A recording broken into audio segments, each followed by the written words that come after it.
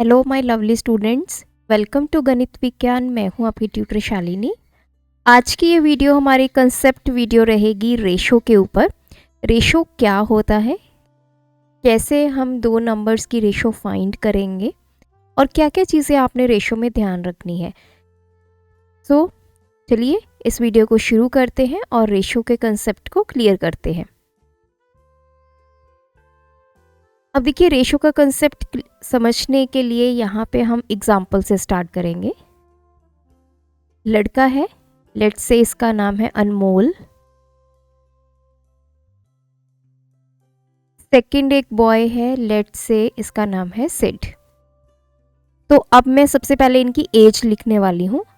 Suppose कीजिए कि जो अनमोल है वो 5 इयर्स का है और जो सिड है वो 10 इयर्स का है। अगर मैं आपसे पूछूं कि जो सिड है वो अनमोल से कितना बड़ा है, आप क्या कहेंगे? कि जो सिड है उसकी एज है 10 इयर्स, अनमोल की एज है 5 इयर्स, तो 10 में से आप 5 सब्ट्रैक्ट करेंगे, यू विल से कि जो सिड है वो अनमोल से 5 इयर्स बड़ा है। तो ये हमें समझ में आया in the terms of years.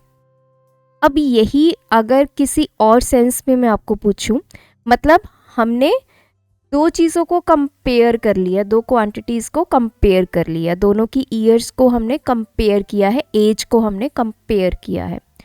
तो जब भी कंपैरिजन आता है तो जनरली हम सब्ट्रैक्शन मेथड को ही यूज़ करते हैं, जो अभी हमने इस एग्जाम्पल में किया। तो हमें पता चल गया कि जो सिड है वो 5 इयर्स बड़ा है। अब एक आपको यहाँ पे मैं नेक्स्ट करके दिखाती हूँ। जो सेकंड मेथड होता है कंपैरिजन का, that is called division method, जिसमें हम एक वैल्यू को दूसरे से डिवाइड करते हैं। तो मैंने सिड की एज को डिवाइड किया अनमोल की एज से। सिड की एज है 10 इयर्स, अनमोल की एज है 5 इयर्स, तो 5 के टेबल पे ये कैंसिल हो जाएगा। तो मुझे ये वैल्यू 2/1 या फिर 2 मिली। इसका मतलब क्या है कि जो सिड की एज है वो ट्वाइस है अनमोल की एज से। तो इसको ऐसे भी बोल सकते हैं कि जितनी भी अनमोल की एज होगी उससे 2 गुना किसकी एज होगी? सिड की एज होगी। तो ये 2/1 या 2 वैल्यू हमें मिल गई है। तो ये जो हमने फर्स्ट मेथड निकाला था, this is the subtraction method, जिसमें हमने दो चीज़ों को कंपेयर किया with the help of subtraction. यहाँ पे भी हम दो चीज़ों को कंपेयर ही कर रहे हैं। We are again comparing age of Sid and Anmol, but ये हम कर रहे हैं डिवीजन मेथड से। सो रेशो क्या है अब? That is the comparison of two quantities. और ये कंपैरिजन हम कैसे करते हैं? यूजिंग डिवीजन, डिवाइड करके। डिवीजन मेथड को यूज़ करके जब हम दो चीज़ों को कंपेयर करते हैं उसको बोला जाता है रेशो। अब अगर मैं इसको रिवर्स कर देती, अनमोल की एज बाय सिड की एज, तो मेरे पास 5/10, तो मेरे पास वैल्यू आ जाती 1/2। तब भी इसका मतलब यही था कि जो अनमोल की एज है उससे डबल सिड की एज है, क्योंकि 2 किसके सामने आया है? सिड की एज के सामने। यहाँ पे भी 2 किसके सामने आया था? सिड की एज के सामने। तो सिड की एज डबल है अनमोल की एज से। नेक्स्ट एग्जांपल ले लेते हैं। लेट्स से अब वेट ले लेते हैं। अनमोल का वेट है सपोज कीजिए 12 kg, वहीं पे हमारे सिड का वेट है 36 kg, लेट्स सपोज। तो अगर मैं वेट की बात करूं कि इन दोनों में से कौन सा बच्चा ज़्यादा हेल्दी है, तो आप कहेंगे कि ऑब्वियसली सिड का वेट ज़्यादा है अनमोल से। कितना ज़्यादा है? 2 मेथड से आप इसको कैलकुलेट कर सकते हैं। सबसे पहला मेथड होता है सब्ट्रैक्शन। तो उसमें क्या करेंगे, जो सिड का आपका वेट है दैट इज़ 36 kg में से आप 12 kg सब्ट्रैक्ट करेंगे, you will get this 4/2, that is 24 kg ज़्यादा है अनमोल के वेट से। सेकंड मेथड जो होता है वो होता है डिवीजन। कंपेयर हम फिर से वेट कर रहे हैं, तो अब मैंने क्या किया, सिड का weight that is 36 kg by 12, तो आप क्या बोलेंगे कि जो सिड है उसका वेट 3 टाइम्स है अनमोल के वेट से। तो दोनों ही कंपैरिजन के मेथड्स हैं, लेकिन डिफरेंट डिफरेंट वेज में डिफरेंट डिफरेंट जगह पे हम इन कंपैरिजन्स को यूज़ करते हैं। जब भी हम दो क्वांटिटीज़ का कंपैरिजन करेंगे यूजिंग डिवीजन मेथड, उस टर्म को हम बोलेंगे रेशो।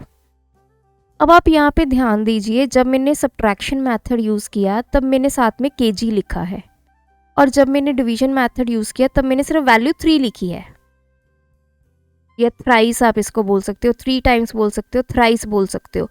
अब इन दोनों में आपको क्या डिफरेंस दिखाई दे रहा है कि जो हमारा सब्ट्रैक्शन मेथड होता है उसमें हम यूनिट्स भी साथ लेके चलते हैं, लेकिन जो डिवीजन मेथड होता है कंपैरिजन का, उस वो यूनिट लेस होता है, उसके साथ कोई भी यूनिट नहीं होगा। अब ये तो मैंने ऐसे एग्जांपल ले ली जिसमें ये दोनों नंबर एग्जैक्टली डिविजिबल है। अब हम सेकेंड एग्जांपल ले लेते हैं। लेट्स से अनमोल का जो वेट है वो है 40 kg एंड सिड का जो वेट है दैट इज 60 kg। तो यहाँ पे ले लेते हैं, इसका वेट 40 kg, इसका वेट 60 kg। अब सिड का वेट बाय अनमोल का weight, so this is Sid, this one is Anmol. तो ये है 60 kg बाय 40। तो ये 2 के टेबल पे मैंने कैंसिल कर दिया, 2 2 द 2 3 द, that is 3/2। What it means? It means कि जो सिड का वेट है that is 3/2 times weight of Anmol. Anmol का जो भी वेट है उसका अगर आप 3/2 टाइम्स कर देंगे you will get weight of Sid. This is the relation between the weight of Sid and Anmol. तो आप इनके वेट को इन टर्म्स में भी ले सकते हैं, या फिर आप ये बोल सकते हैं कि जो सिड है वो 20 kg ज़्यादा है अनमोल से, वो आप सब्ट्रैक्शन मेथड से निकालेंगे। या फिर आप ये बोल सकते हैं कि जो सिड का वेट है वो 3/2 टाइम्स ज़्यादा है अनमोल के वेट से। तो ये जो 3/2 हमारे पास आया, ये वैल्यू क्या आई? This is the ratio. So ratio is nothing, it is the comparison method जिसमें हम डिवीजन को यूज़ करेंगे, और डिवीजन की हेल्प से हम एक कंक्लूजन पे निकलते हैं कि हाँ ये क्वांटिटी ज़्यादा है या ये क्वांटिटी कम है। सो जब भी रेशो आप लिखते हैं तो उसके लिए एक सिंबल लिखा जाता है दैट इज कोलन।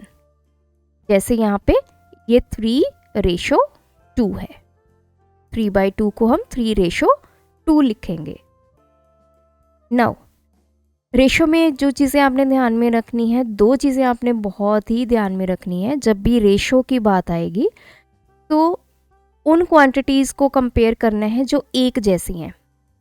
मतलब एक जैसी का मतलब क्या है कि इसका वेट 40 kg है तो इसका भी वेट 40 kg। नो, एक जैसे का मतलब क्या है कि अगर मैं अनमोल के वेट को कंपेयर कर रही हूँ तो सिड के भी वेट को ही कंपेयर करेंगे। ऐसा नहीं है कि अनमोल का वेट एंड सिड की हाइट हम आपस में कंपेयर कर रहे हैं। No, this is wrong in case of ratio. तो ये गलत है। वेट वेट के साथ कंपेयर होगा, हाइट हाइट के साथ कंपेयर होगी। तो सेम तरह की क्वांटिटीज़ को आपने कंपेयर करना है। एक आपने ये बात ध्यान में रखनी है। सेकंड पॉइंट जो आपने ध्यान में रखना है वो ये है कि जो रेशो होती है वो यूनिट लेस होती है।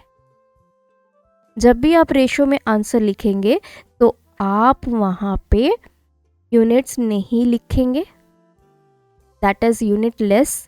तीसरी चीज़ जो ध्यान में रखनी है, जब भी आपने जो क्वांटिटीज़ को कंपेयर करना है उनके जो यूनिट्स हैं वो सेम होने चाहिए। जैसे दोनों के अगर आप वेट को कंपेयर कर रहे हो, अगर एक का वेट केजी में कंपेयर कर रहे हो तो दूसरे का भी केजी में होना चाहिए। अगर ग्राम्स में कंपेयर कर रहे हैं तो ग्राम्स में कंपेयर करोगे। हाइट को इंचेस में कंपेयर कर रहे हो तो दोनों में को इंचेस में ही कंपेयर करोगे।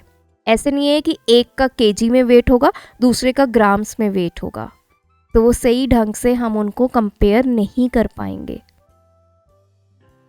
तो अब आपके माइंड में होगा कि जब हम फ्रैक्शन लिखते हैं तो फ्रैक्शन भी इसी तरह से लिखी जाती है, रेशो भी इसी तरह से लिखी जाती है। तो दोनों में डिफरेंस क्या है? तो फ्रैक्शन के चैप्टर में हम पढ़ के आए थे जब हमने कंसेप्ट को समझा था कि जो फ्रैक्शन होती है पूरे में से कितनी वैल्यू हम ले रहे हैं उसको फ्रैक्शन बोलते हैं। अब जैसे पिज़्ज़ा के 6 स्लाइस हैं, उसमें से आप 1 खा चुके हैं, तो बाकी कितने बचे? 5। तो बचे हुए अगर आपने निकालने हैं तो आप बोलोगे 5/6। जो खा चुके हैं उसकी वैल्यू बोलोगे 1/6। तो फ्रैक्शन ये बताती है कि पूरे में से क्या वैल्यू हमारे पास अब है। रेशो हमें बताती है 2 क्वांटिटीज़ का कंपैरिजन। और जो फ्रैक्शन होती है उसमें यूनिट्स होते हैं, रेशो में यूनिट्स नहीं होते। रेशो जो है ये वो यूनिटलेस है। फ्रैक्शन में हमारे पास यूनिट्स होंगे, जैसे 3/8। अगर आप वेट की बात कर रहे हैं तो केजी लिखेंगे या ग्राम्स लिखेंगे। डिस्टेंस की बात कर रहे हैं, मीटर लिखेंगे, किलोमीटर लिखेंगे। सो ये मेजर डिफरेंस है फ्रैक्शन एंड रेशो में।